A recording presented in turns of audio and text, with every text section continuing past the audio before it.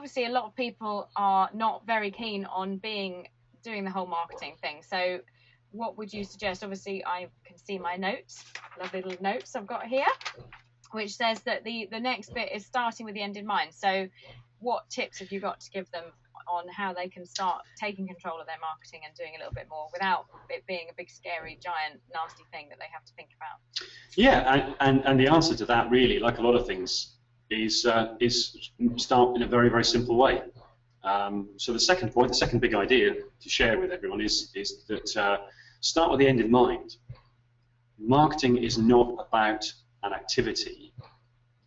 It is about your ability to plan and focus what you're doing and stick to something that's very, very simple. Mm-hmm.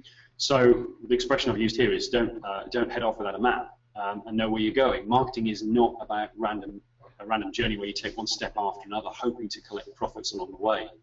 A lot of people think, well, if I do marketing and I'm busy marketing, I will see sales and profits as a result of that. Mm-hmm.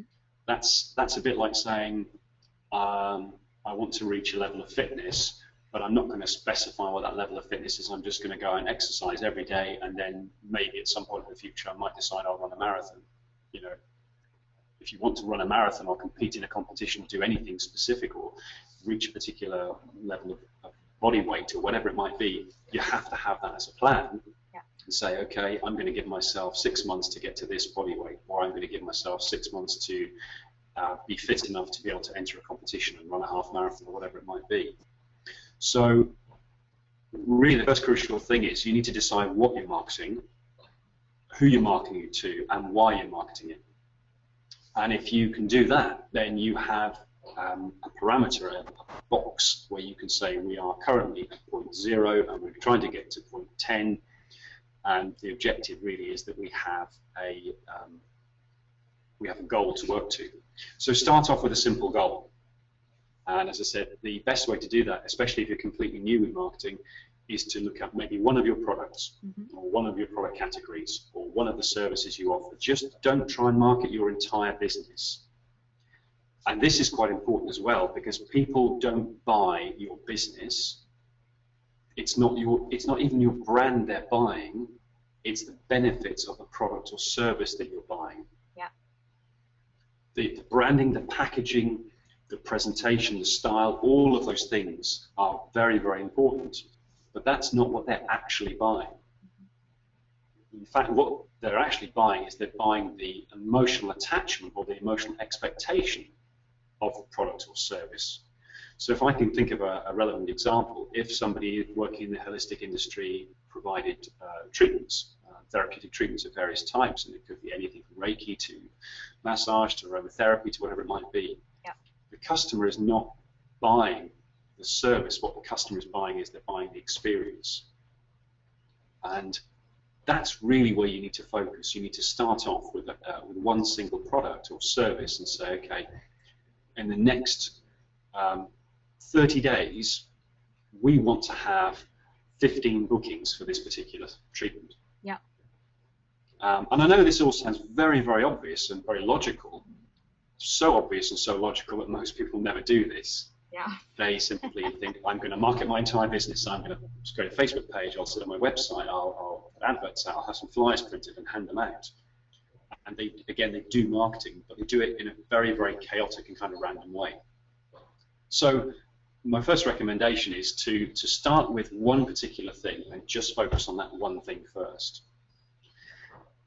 The next part of that really is to sit down and really do this in writing, because it's all too easy to fool ourselves into believing that the goalposts can move. Yeah. It's much better to write down what it looks like, and again, anybody who's been involved in coaching or training will know there's a lovely phrase which is, how will you know when you're succeeding? So if you are somebody that wants to work around goals, and that's a good option, is to write down at the end of 30 days what you will have achieved. Will it be X number of treatments that you'll have booked? Will it be X volumes of products that you've sold, and so on?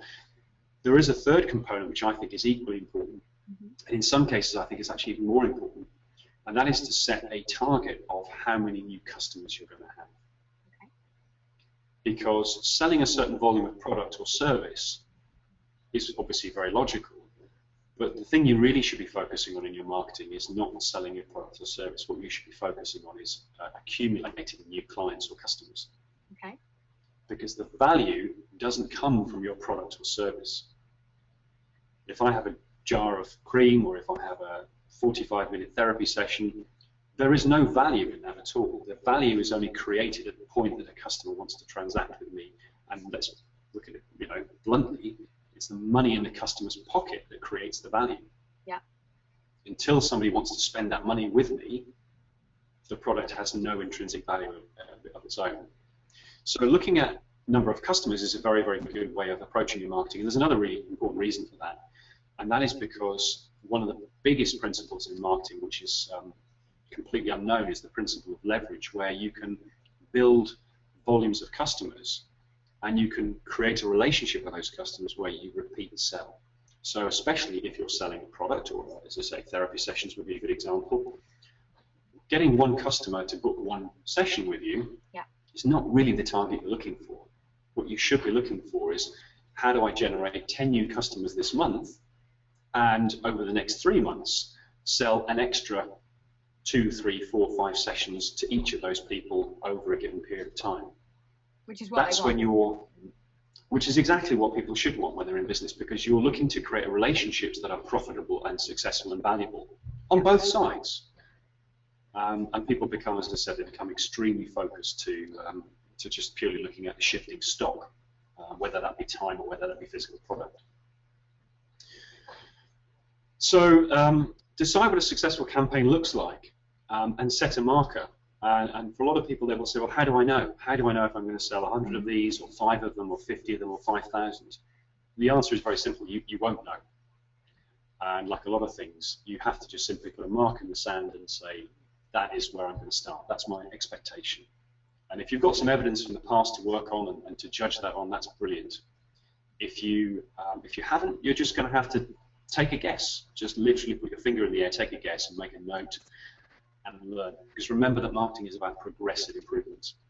You may put a figure down on a spreadsheet, on a piece of paper, and you may get nowhere near it. You may assume you're going to sell 1,000 units and you only sell 100. Yeah. But that's your new baseline. Conversely, you may under-anticipate or underestimate and think, well, I'm only going to sell 50, and you might sell 200. You may well surprise yourself. But you have to have some sort of parameter to judge and measure your success against. And remember, everything is a learning experience. Everything is a benefit. You could argue that a campaign is a failure if you don't reach the target you want, but it's not a failure in entirety, because you're learning and you're benefiting as you go along. Yeah. And marketing is about small, successive, progressive steps and learning what to do and how to do things better. Business, I've often said, business is very, very simple. Business is just about doing more of the things that work and less of the things that don't work. The trick is you need to know the difference between the two. Absolutely, yeah.